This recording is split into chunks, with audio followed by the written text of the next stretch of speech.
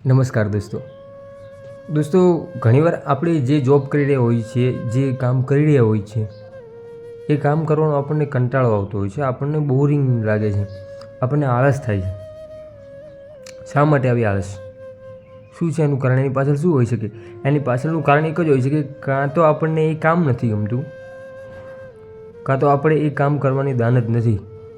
આપણી જો દાનત હોય એ કામ કરવાની, જે તે કાર્ય કરીએ છીએ આપણે, જોબ કે પર્સનલ કોઈ પણ પોતાનો બિઝનેસ, તો આપણને કાં તો આપણને એ આળસ હોય કે આપણે એ કામ નથી કરવું, અને કાં આપણે એ કામ કરવાની દાનત નથી.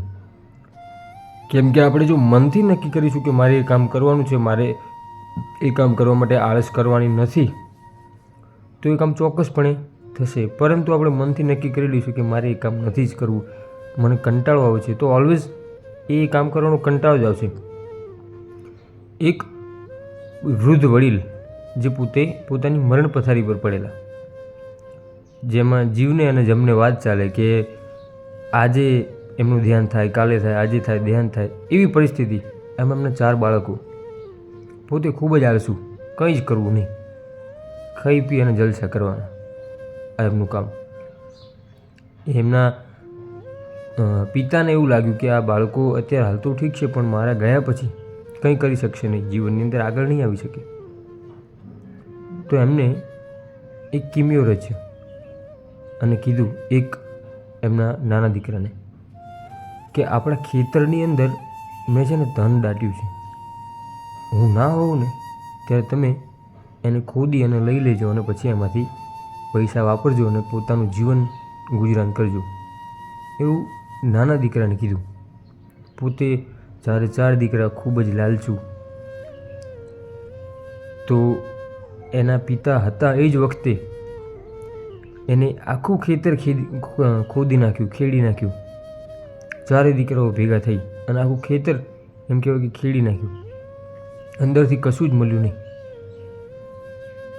એ લોકો ખૂબ જ ગુસ્સે થયા કે આ પિતાજી આપણને ખોટી વાત કીધી અને આપણે ખોટી મહેનત કરીને આપણને કશું જ મળ્યું નહીં. ત્યારે ગામમાંથી એકબીજા એમના ગામના સરપંચ ત્યાંથી નીકળ્યા. એમને પૂછ્યું કે શું કરો છો? તો કે બસ કંઈ નહીં, અમે ખાલી ખેતર ખેડીએ છીએ. તો પેલા સરપંચને નવાઈ લાગી કે આ વ્યક્તિઓ કંઈ કરવાવાળા નહીં, અચાનક ખેતર ખેડ્યું. સરપંચે એવું કીધું કે હવે ખેતર ખેડ્યું છે તો એમાં તમે બીજ વાવી દેજો, રોપણા કરી દેજો, જેથી કરીને તમારી ફસલ થાય. તો ચારે ભાઈઓ વિચાર્યું કે વાત તો સાચી છે, આપણે આમ તે ખેતર તો ખેડ્યું છે, હવે આની અંદર બીજ વાવી દઈએ. બીજ વાવી દીધું અને સમયાંતરે એમાં મબલક અઢળક પાક થયો અને સારી એવી ફસલ થઈ. અને એ ફસલ એને લણવાનું કામ કર્યું અને એને વાઢી અને એની અંદરથી ખૂબ સરસ અને વેચી અને બહુ જ પૈસા મળ્યા. ચારે ભાઈઓ ખૂબ જ ખુશ થઈ ગયા. એમના પિતાનું તો ધ્યાન થઈ ગયું હતું. ચારે ભાઈઓ એવું વિચાર્યું કે આપણા પિતાજી સાચું કીધું હતું કે ખેતરની અંદર ધન છે. હા, 100% ખેતરની અંદર ધન છે જ, પણ આપણે અત્યાર સુધી કંઈ કર્યું નહીં. આપણે આળસ રાખીએ એટલે આપણને આ મળ્યું નહીં. હવેથી આપણે કોઈ આળસ નહીં કરીએ. ખેતરની અંદર ખેતરનું કામ કરીશું કે જે કંઈ આપણું કામ હોય કરીશું, અને એમાંથી જે કંઈ પૈસા આવે એ સારી જગ્યાએ સારા કામોમાં કરીશું અને સારી જગ્યાએ વાપરીશું. આવી રીતે ચારેય ભાઈઓ આળસ છોડી અને પોતાનું જીવન ખૂબ જ આગળ વધાર્યું અને કામ કર્યું. મિત્રો, આપણે પણ આપણા જીવનમાંથી આળસ છોડીએ, આળસ ખંખેરી અને આપણું જીવનનું કલ્યાણ થાય, આપણા ભવિષ્યનું નિર્માણ થાય એવું કાર્ય કરીશું.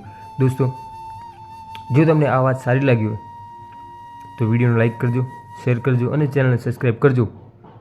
આવા જ એક સરસ મજાના મેસેજ સાથે ફરી મળીશું. ત્યાં સુધી દરેક દોસ્તોને, દરેક મિત્રોને મારા સીતારામ.